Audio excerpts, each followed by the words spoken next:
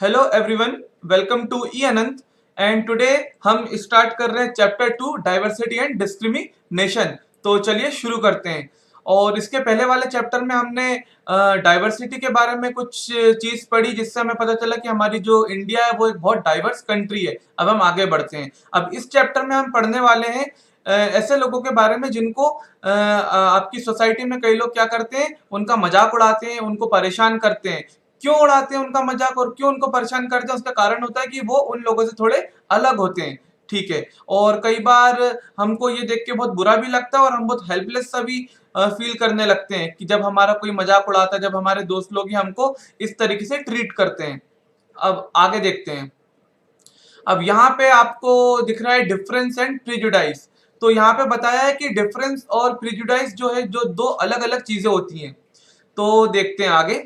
There are many things that make us what we are, how we live, the languages we speak and what we eat, where the games we play and the things we celebrate. तो यहाँ पे बहुत सारी चीजें होती हैं जिससे हमको पता चलता है कि हम कैसे रहते हैं, हम कौन सी लैंग्वेज में बात करते हैं, हम क्या खाते हैं, हम क्या पहनते हैं, हम कौन से गेम्स खेलते हैं, या फिर हम कैसे सेलिब्रेट करते हैं। And all of these are influenced sorry and all of these are influenced both by the geography and history of the place where we live। और ये सभी चीजें दो चीजों पे डिपेंड करती है, जिस जगह पे आप रह रहे हैं वहां की ज्योग्राफी पे और वहां की हिस्ट्री पे। फिर आगे हमें बताया है कि there are 8 major religions in the world, every single one of them is practised in India. मतलब हमारी दुनिया में, हमारे संसार सॉरी हमारे हमारे इस वर्ल्ड में टोटल जो मेजर रिलीजन्स की हम बात करें तो ऐसे 8 मेजर रिलीजन्स है, और हमारे इंडिया में इन सभी 8 रिलीजन को फॉलो किया जाता है।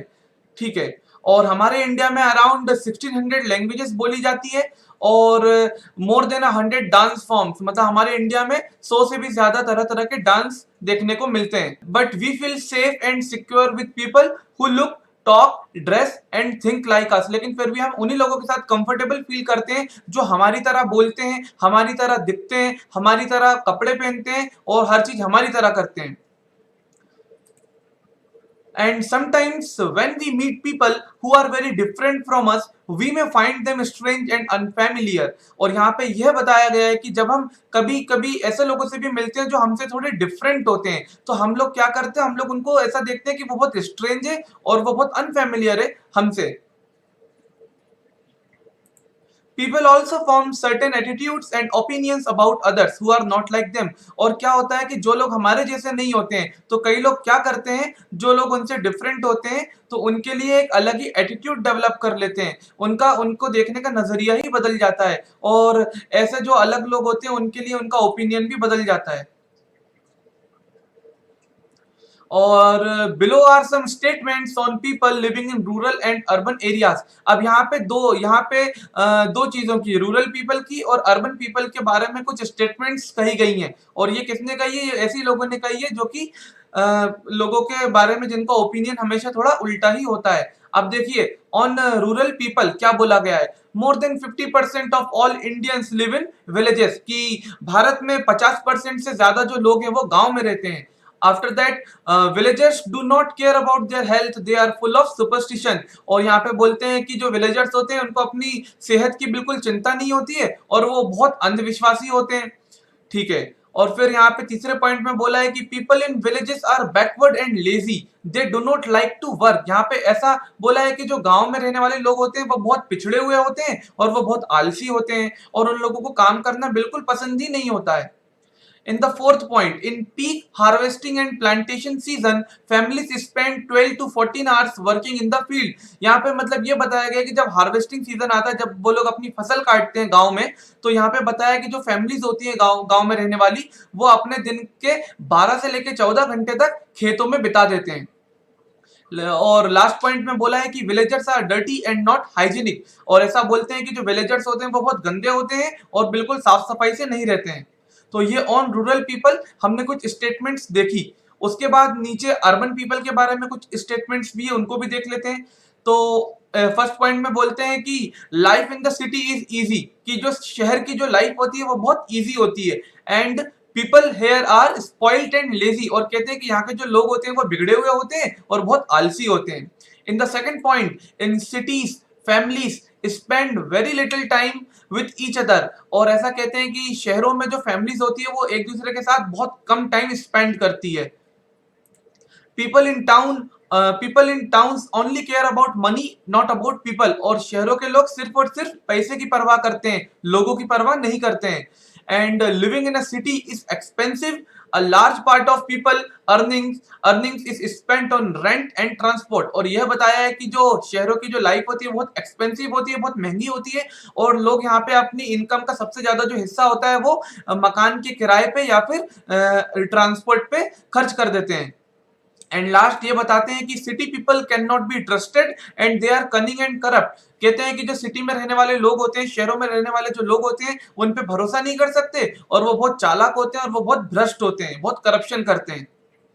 तो हमने यहाँ पे देखा कि यहाँ पे हमको रूरल पीपल के बारे में कुछ स्टेटमेंट यहाँ पे दी गई है और अर्बन पीपल के बारे में कुछ स्टेटमेंट दी गई है। अब ये तो हम भी जानते हैं कि यहाँ पे जितनी भी स्टेटमेंट अभी आपने देखी, ये शायद गलत, ये शायद क्या, ये बिल्कुल ये गलत स्टेटमेंट है, ऐसा बिल्कुल नहीं होता। क्या गांव के लोग अपनी सेहत का ध्यान नहीं रखेंगे? क्या वो साफ सफाई से रहना पसंद नहीं करते? क्या अर्बन पीपल जो होते हैं, क्या उनकी लाइफ बहुत ईजी होती है? क्या वो हमेशा लेजी आपको देखने को मिलेंगे? तो ये सब आपके क्या है, ये सब आपके कुछ ऐसे ओपिनियन है जो आप जिन पे बिलीव ही नहीं कर सकते।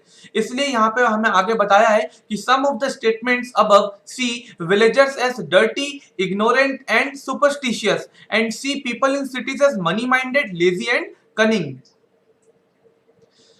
When our opinion about certain people are always negative, ठीक है, यहाँ पे ये बोलते हैं अगर हमारा जो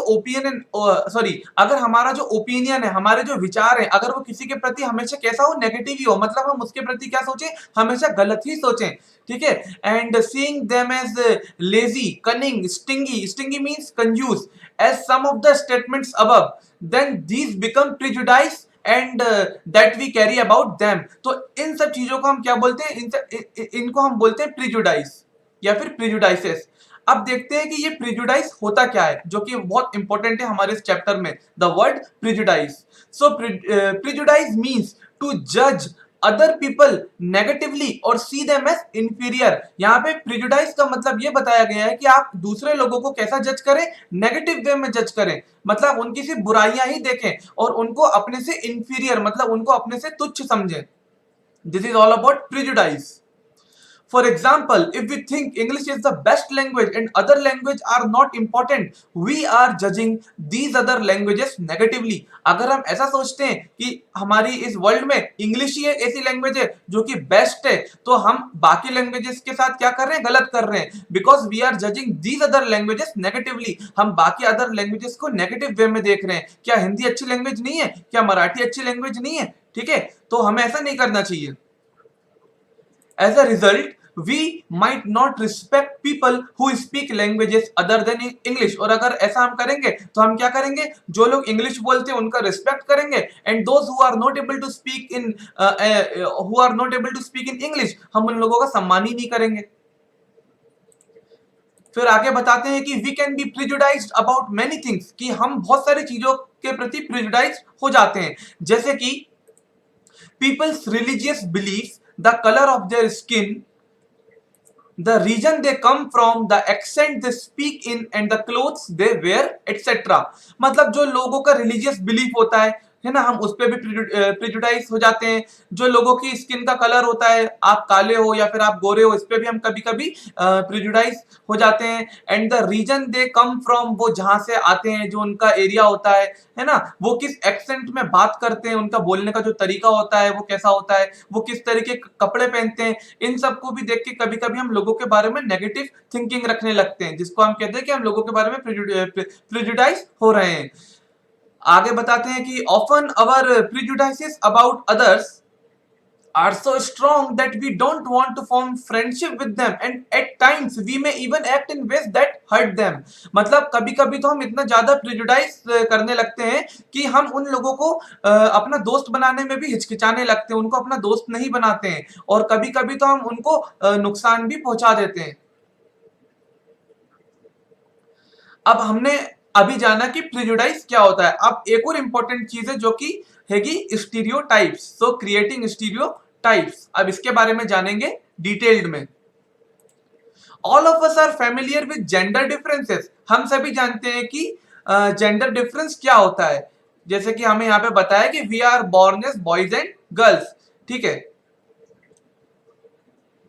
If we take the statement, they don't cry, you will see that this is a quality that is generally associated with the boys and the man।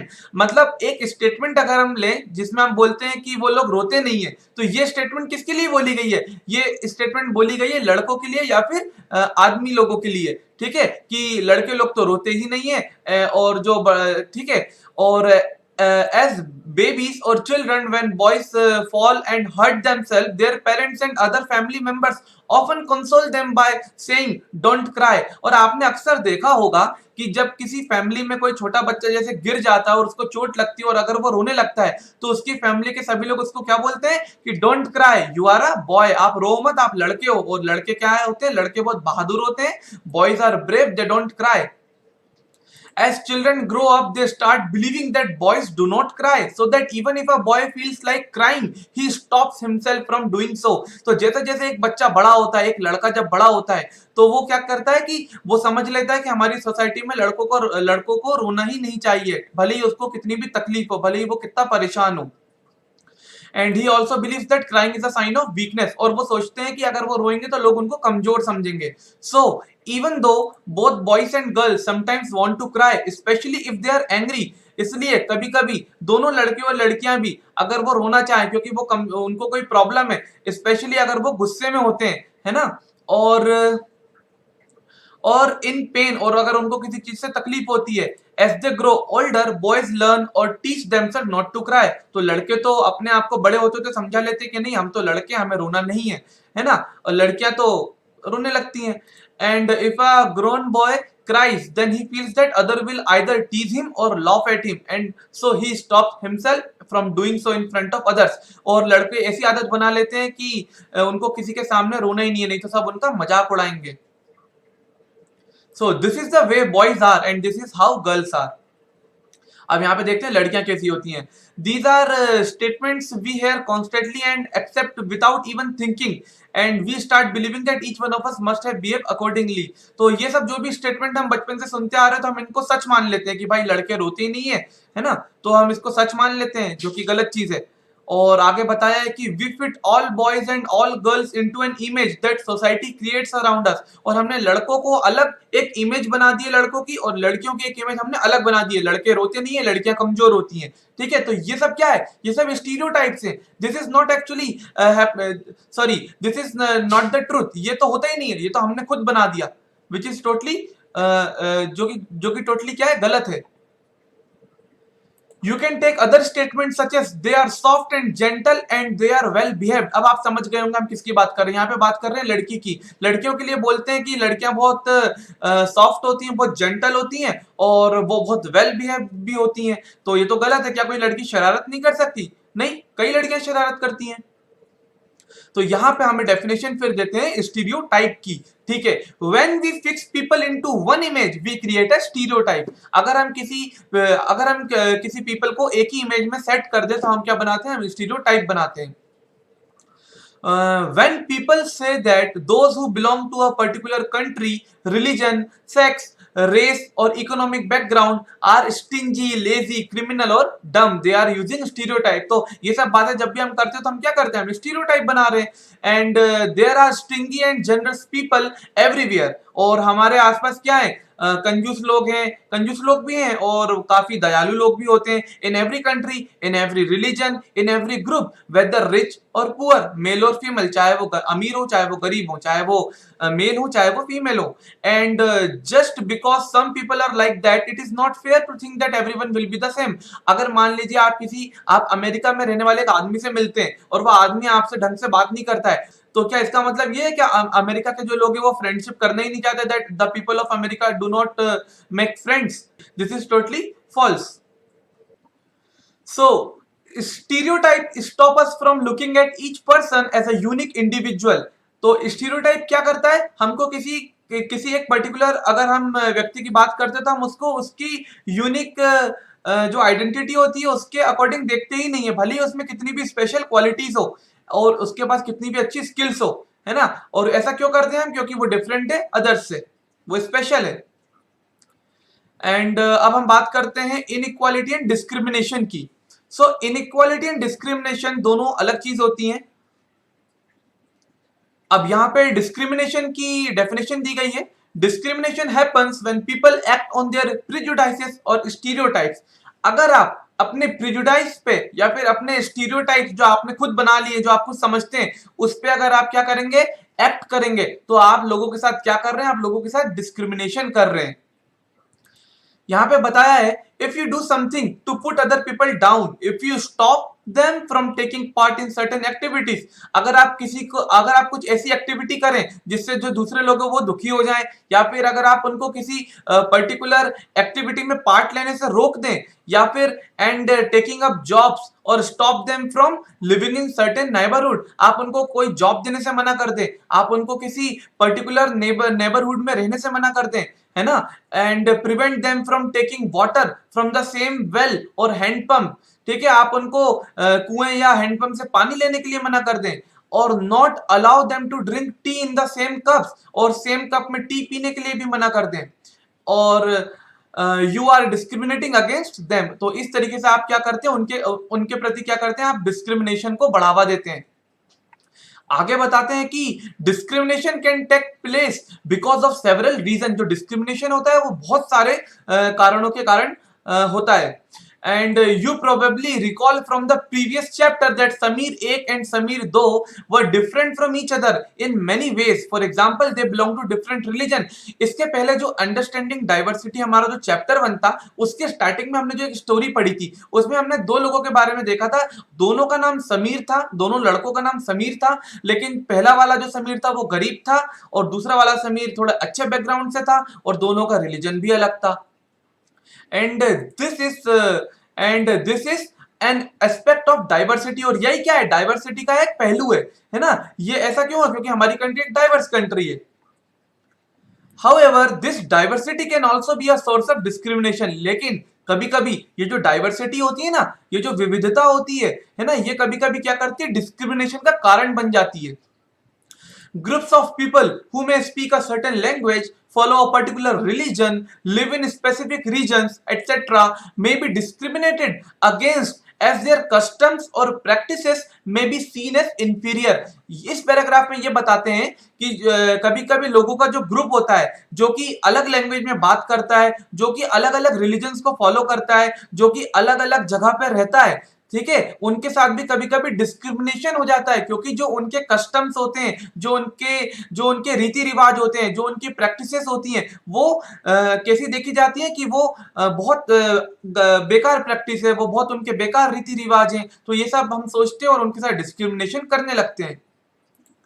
Another difference between the two Samirs was in their economic background। और अलग difference यहाँ पे ये भी बताया था उन दोनों समीर के बीच में कि दोनों का इकोनॉमिक बैकग्राउंड अलग अलग है।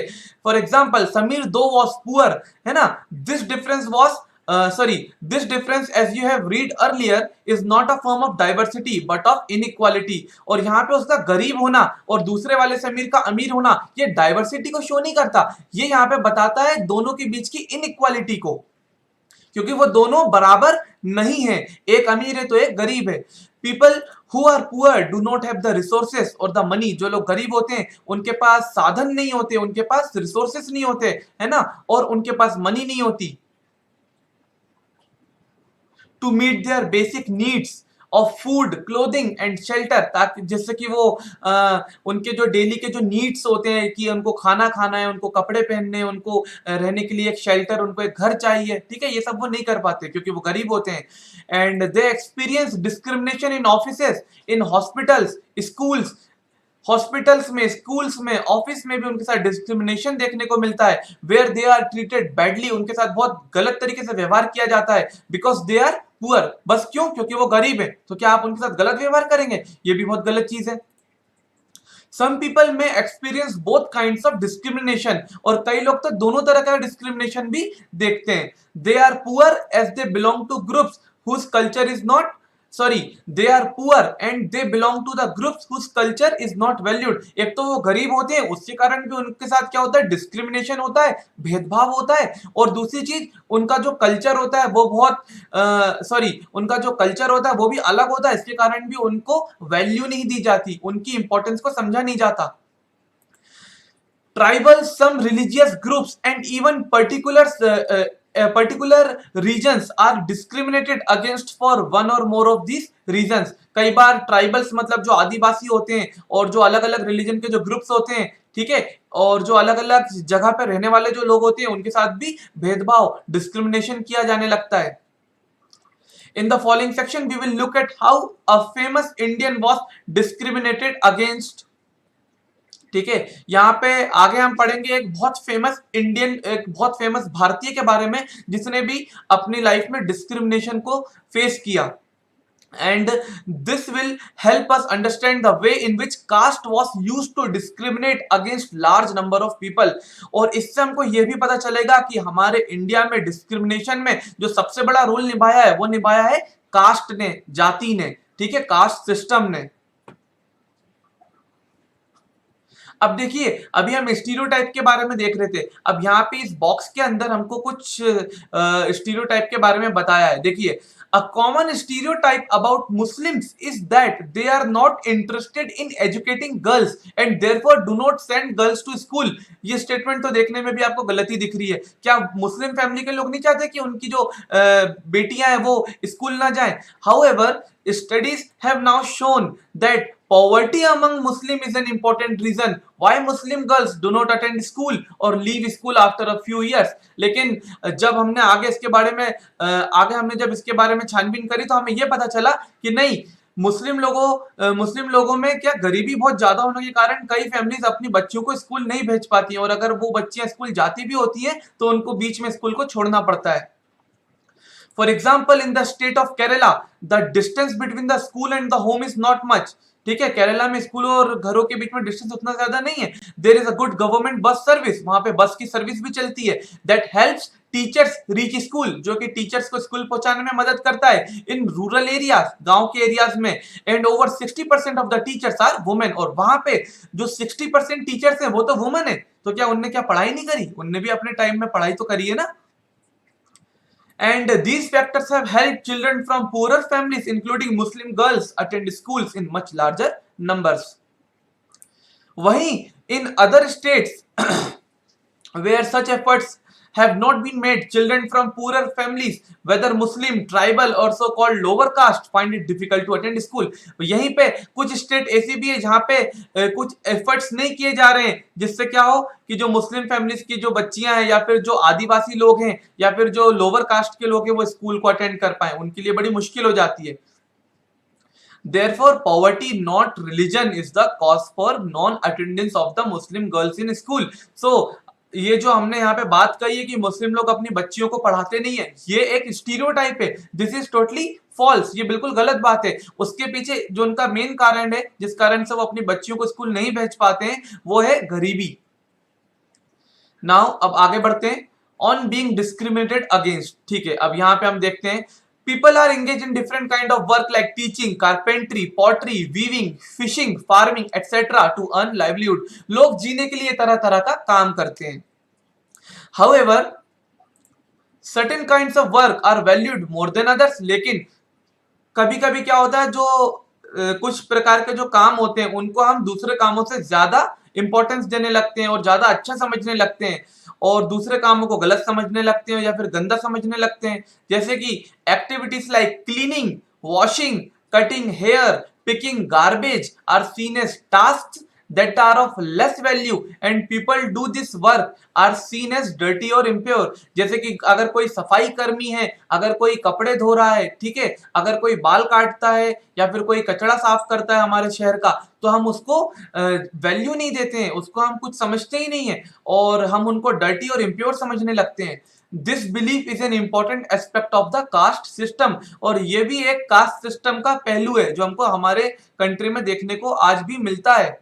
In the caste system, communities, groups of people were placed in a sort of ladder where each caste was either above or below the below the other. यहाँ पे ये बताया कि जो हमारा कास्ट सिस्टम है वो एक सीढ़ी की तरह है। जैसे सीढ़ी में अलग अलग स्टेप्स होती है, तो सबसे ऊपर जो स्टेप होती है ना, उसके नीचे जो स्टेप होगी, तो हम देखिए सबसे ऊपर जो कास्ट होगी उसके नीचे पे दूसरी कास्ट होगी जो उससे थोड़ी नीचे लेवल पे होगी। इस तरीके से कास्ट सिस्टम में those who place themselves at the top of this ladder called themselves upper caste. और जो इस सीढ़ी में अपने आप को बहुत सबसे ऊपर की जो स्टेप पे रख लेते हैं उनको वो कहते हैं कि वो अपर कास्ट के लोग हैं। And saw themselves as superior, और अपने आप को बहुत महान समझने लगते हैं। And the groups who were placed at the bottom of the ladder, और जो उस जो लेडर में अगर हम देखें, अगर कोई कास्ट को हम बिल्कुल नीचे की ओर रख दें तो कहते हैं कि वो बहुत अनवर्दी लोग हैं, और इन ऐसे लोगों को अनटचेबल्स बोलने लगते हैं। यहाँ पे इस पैराग्राफ में दलित एक वर्ड है, उसके बारे में हमको डेफिनेशन दी गई है। Dalit is a term that people belonging to so called lower caste use to address themselves. यहाँ पे ये बताया कि दलित उन लोगों को बोला जाता है जो अपने आप को लोअर कास्ट, सॉरी, दलित उन लोगों को बोला जाता है जो लोअर कास्ट से बिलोंग करते हैं, ठीक है, और उन लोगों को एड्रेस करने के लिए उनको दलित बोल के उनको पुकारा जाता है। और ये जो दलित वर्ड है ये खुद उनने अपने लिए ही चुना है। They prefer this word to untouchable. उन्होंने बोला है कि आप हमको अनटचेबल मत बोलिए, आप हमको दलित बोलिए। Dalit means those who have been broken, और कहते हैं कि दलित का जो मतलब होता है उसका मतलब होता है टूटा हुआ। And this word, according to Dalits, shows how social prejudices and discrimination have broken the Dalit people। और ये दलित वर्ड से ही हमको समझ में आता है कि जो लोअर कास्ट के जो लोग हैं उनको इन सब चीजों ने कितना तोड़ के रख दिया है। The government refers to this group of people as schedule caste, और हमारी गवर्नमेंट ऐसे लोगों को शेड्यूल कास्ट की कैटेगरी में रखती है। आगे देखते हैं। Caste rules were set which did not allow so-called untouchable to take on work other than that, other than what they were meant to do।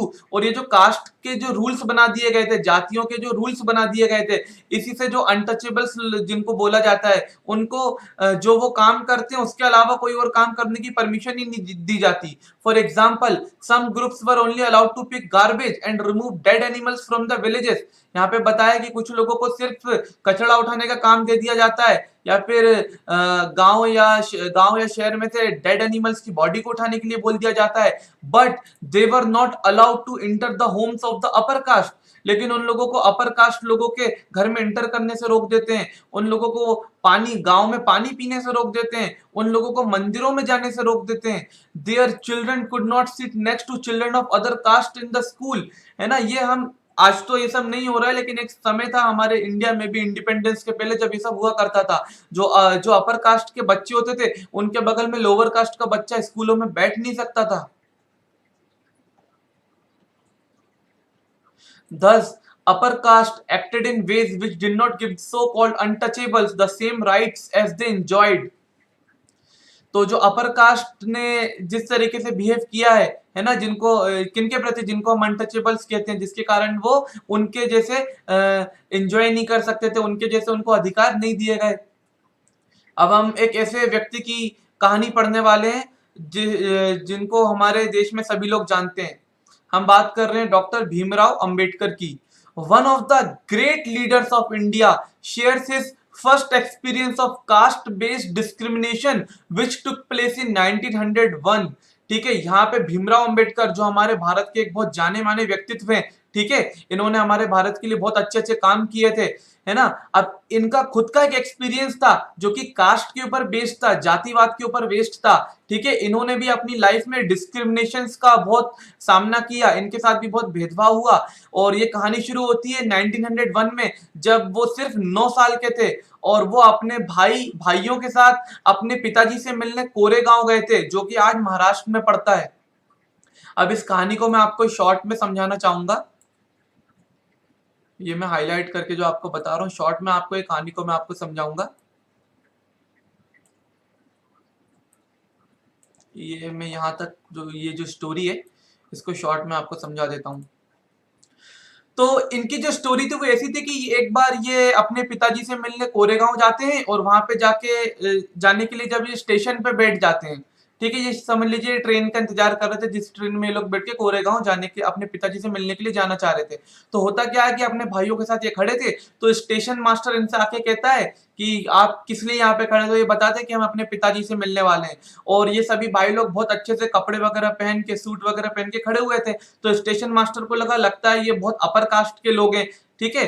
तो फिर स्टेशन मास्टर ने उनके बारे में उनसे पूछा। तो जब अंबेडकर जी ने बता दिया कि हम तो माहर हैं, माहर कास्ट के हैं, और जब स्टेशन मास्टर को पता चला कि ये लोग दलित लोग हैं, तो स्टेशन मास्टर घबरा गया और फटाक से अपने रूम में भाग गया। और फिर बहुत देर के बाद रूम से आके कहता है कि आप क्या करेंगे फिर? तो उनने बोला ट्रेन तो जैसे मान लीजिए आ नहीं रही है, तो हम बैलगाड़ी वगैरह का यूज करके चले जाते हैं। तो स्टेशन मास्टर की जब ये सब बातें हो रही थी, तो स्टेशन के पास जो बैलगाड़ी वाले जो लोग होते थे, उनने सब सुन लिया। तो जब ये लोग गए कि बैलगाड़ी वालों से बात करने के लिए कि हम आपको इतने पैसे देंगे, आप हमको यहाँ ले जाइए, तो बैलगाड़ी वाले ने सुन लिया था कि ये लोग तो दलित लोग हैं। तो बैलगाड़ी वाला जो था, उनने बोल दिया कि नहीं, मैं तुमको नहीं बिठाऊंगा, और उनसे बात करने में भी बहुत बहुत, बहुत हिचकिचाने लगा। और जब इन लोगों ने बोला कि आप हमसे डबल पैसा, आप हमसे डबल मनी ले लीजिए, आप हमसे थोड़े ज्यादा पैसे ले लीजिए, इसके बाद भी वो लोग तैयार नहीं हुए। तो ये जो एक बहुत बड़ा इंसिडेंट डॉक्टर अंबेडकर की लाइफ में था, इससे डॉक्टर अंबेडकर बहुत नाराज हुए, बहुत हताश हुए और उनको बहुत दुख महसूस हुआ। और यहाँ पे डॉक्टर भीमराव अंबेडकर के बारे में और इन्फॉर्मेशन दी है। डॉक्टर भीमराव अंबेडकर, जिनका बर्थ हुआ था 1891 में, है ना, इनको कंसिडर्ड किया जाता है the father of the Indian constitution. मतलब हमारा जो देश, हमारा जो इतना बड़ा देश आज जिन रूल्स और रेगुलेशन को फॉलो करता है, जो कि हमारा इंडियन कॉन्स्टिट्यूशन है, ये पूरा कॉन्स्टिट्यूशन डॉक्टर भीमराव अंबेडकर ने बनाया। And is also best known leader of the Dalit, और दलितों के सबसे बड़े लीडर के नाम में भीमराव अंबेडकर का नाम आता है। And doctor Ambedkar thought and doctor Ambedkar fought for the rights of the Dalit community, और इनने पूरी दलित कम्युनिटी के लिए लड़ाई करी। He was born into the Mahar caste. ये इनका जिस कास्ट में, इनका जिस जाति में जन्म हुआ था, उस जाति को बोलते हैं माहर जाति, विच वॉज कंसिडर्ड अनटचेबल। और इस जाति के लोगों को अनटचेबल, जिनको छुआ नहीं जाता, ऐसा माना जाता था।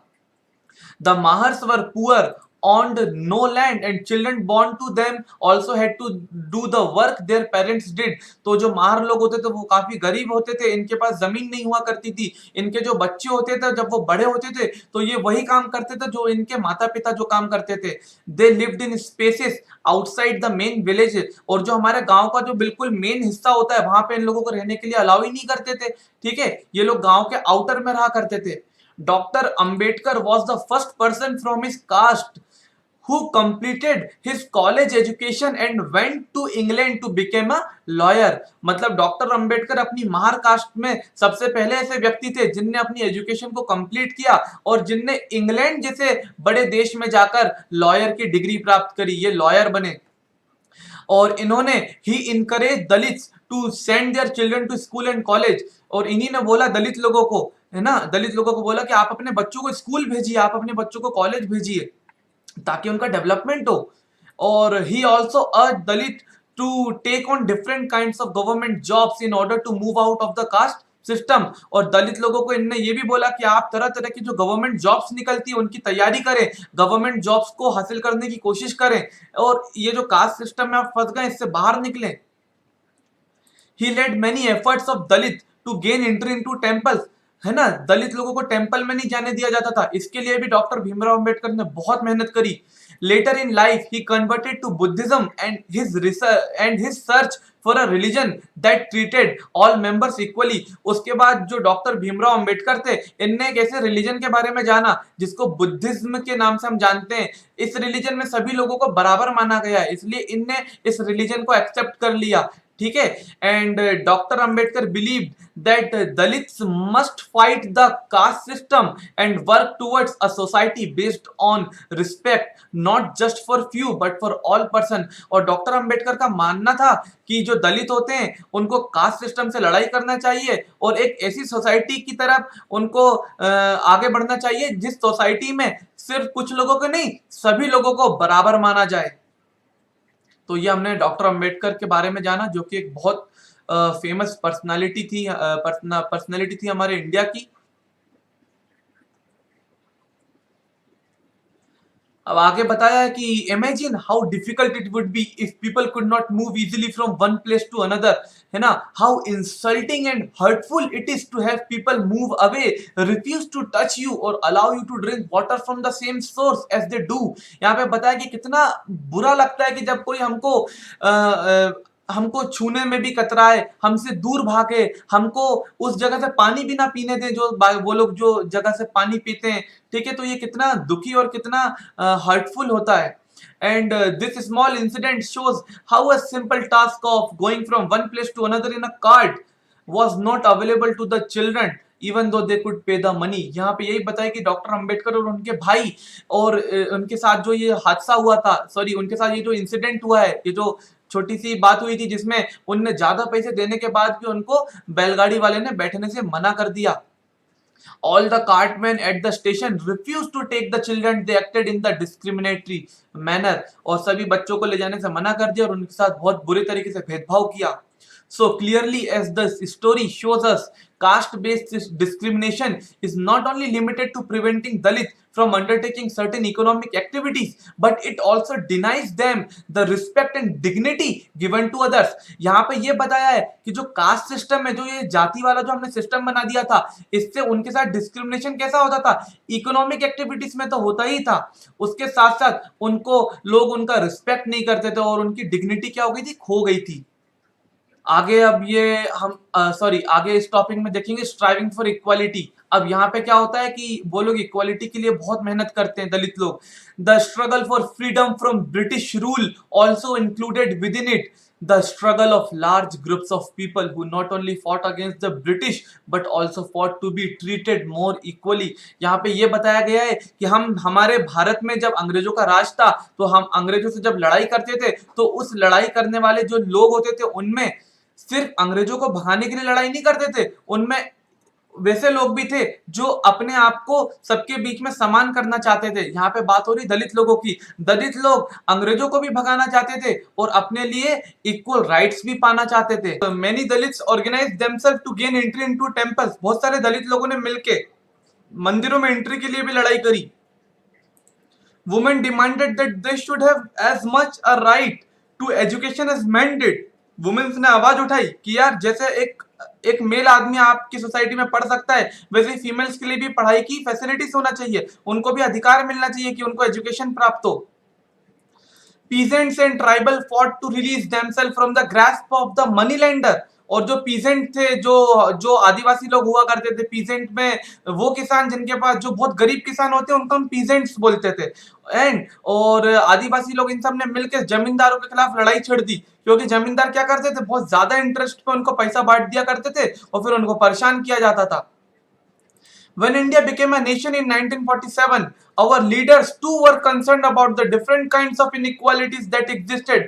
जब हमारा देश 1947 में आजाद हो रहा था, उस समय भी इंडिया के जो बड़े बड़े लीडर्स थे, जिनमें डॉक्टर भीमराव अंबेडकर, जवाहरलाल नेहरू, ये महात्मा गांधी, जितने भी ये सब लीडर थे, ये सब जानते थे कि हमारे इंडिया में बहुत सारी इनइक्वालिटीज है जिनको हटाना बहुत ही जरूरी है। And those who wrote the constitution of India, and those who wrote the constitution of India, a document that laid out the rules by which the nation would function, were aware of the ways in which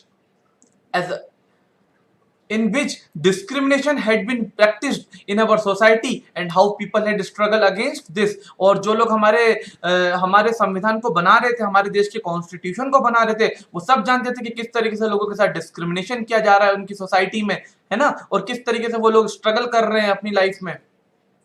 Many leaders of these struggles, such as Dr. Ambedkar, had also fought for the rights of the Dalit। और इन्हीं leaders में से एक थे doctor Ambedkar, जिनके बारे में हमने इस चैप्टर में जाना है ना, उनने भी दलितों के लिए बहुत लड़ाई लड़ी। So these leaders set out a vision and goals in the constitution to ensure that all the people of India were considered equal। तो यही वो लीडर्स थे, इन्हीं के जैसे कई लीडर्स थे जिनने एक सपना देखा, जिनने एक लक्ष्य तय किया कि जो हमारा संविधान होगा वो हमारे भारत देश में सभी को बराबरी का हक दिलाएगा। This equality of all persons is seen as a key value that unites us all as Indians। Everyone has equal rights and opportunities ठीक है। और इसी प्रकार से सभी लोगों को इक्वालिटी दी गई। जब हमारा देश आजाद हुआ और जब हमारा संविधान बना, कॉन्स्टिट्यूशन बना, तो सभी लोगों को इक्वालिटी दी गई, ठीक है। Everyone has equal rights and opportunities, सभी को बराबर बराबर अधिकार दिए गए, सभी को बराबर बराबर अपॉर्चुनिटीज प्रोवाइड करी जाती हैं। Untouchability is seen as a crime, और अनटचेबिलिटी को जो फॉलो करेगा उस पे क्रिमिनल एक्ट दर्ज कर दिया जाएगा। अनटचेबिलिटी को एक क्राइम मान लिया गया and has been legally abolished by law, और बिल्कुल कानूनी रूप से अनटचेबिलिटी को हमारे भारत से कंप्लीटली एबोलिश कर दिया गया। People are free to choose the kind of work they wish to do. आप सभी लोगों को आजादी दी गई, आपको जो काम करना है आप वो काम कीजिए। Government jobs are open to all people, सभी लोगों के लिए सरकारी नौकरी में भाग लेने का मौका मिला। And in addition to the constitution also placed responsibility on the government to take specific steps to realize this right to equality for poor and other such marginal communities। और कॉन्स्टिट्यूशन के साथ साथ गवर्नमेंट पे ये responsibility भी आती है कि जो मार्जिनल कम्युनिटीज है, ऐसी कम्युनिटीज जो पिछड़ चुकी हैं, उनके लिए भी आप कुछ ऐसे काम करें कि उनको राइट टू इक्वालिटी प्रोवाइड हो और उनकी आप हेल्प करें। The writers of the Constitution also said that respect for diversity was a significant element in ensuring equality। और Constitution लिखने वालों का ये मानना था कि Constitution को अगर आपको equality देनी है तो हमारी कंट्री की डाइवर्सिटी को भी आपको मानना पड़ेगा, आपको हमारी कंट्री की डाइवर्सिटी को रिस्पेक्ट करना होगा। They felt that people must have the freedom to follow their religion, their language, celebrate their festivals, express themselves freely।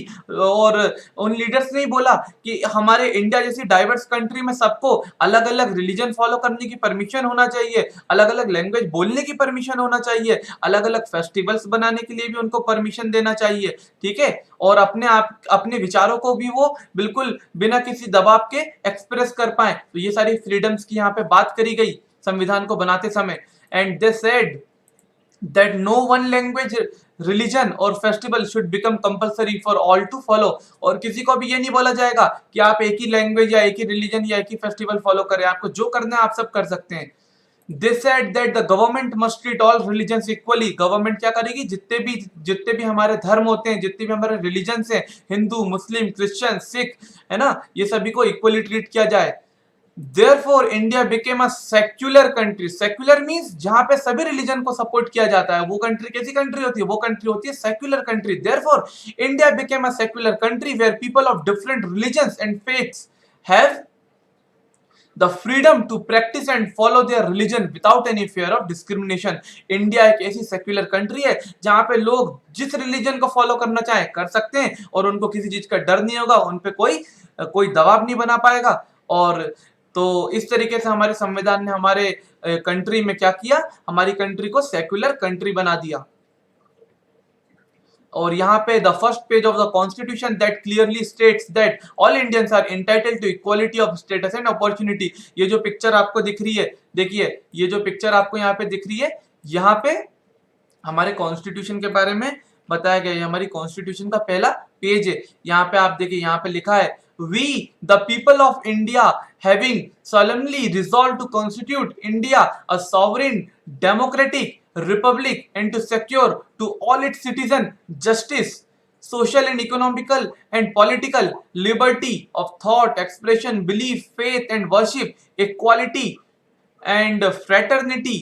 ठीक है, तो यहाँ पे मेन चीज यही बताइए कि हमारे कॉन्स्टिट्यूशन में परमिशन दी है कि हमारी कंट्री कैसी है, सॉवरेन कंट्री। सॉवरेन मीन वो अपने रूल्स एंड रेगुलेशन खुद बना सकती है, कोई भी दूसरी कंट्री उस पर क्या नहीं कर सकती, ऑर्डर नहीं चला सकती। हमारी कंट्री डेमोक्रेटिक है। डेमोक्रेटिक मतलब हमारी कंट्री में जनता का रूल है, हमारी जनता ही हमारे प्राइम मिनिस्टर को चूज करेगी हमारे, ठीक है। और हमारी कंट्री एक रिपब्लिक है। And to secure all its citizen, हमारी कंट्री में सभी को जस्टिस दिया गया है, लिबर्टी के बारे में यहाँ पे बताया गया, और इक्वालिटी हमारी कंट्री में सभी को मिली है। फ्रेटर्निटी, हमारी कंट्री में भाईचारा आपको देखने को मिलेगा। सो this is all about the first page of our constitution, और जिसको हम आने वाली क्लासेस में बहुत डिटेल में पढ़ेंगे। सो this is all about this chapter. I hope आपको ये लेक्चर समझ में आया होगा। मिलते हैं अगले लेक्चर में अगले चैप्टर के साथ। Thank you very much.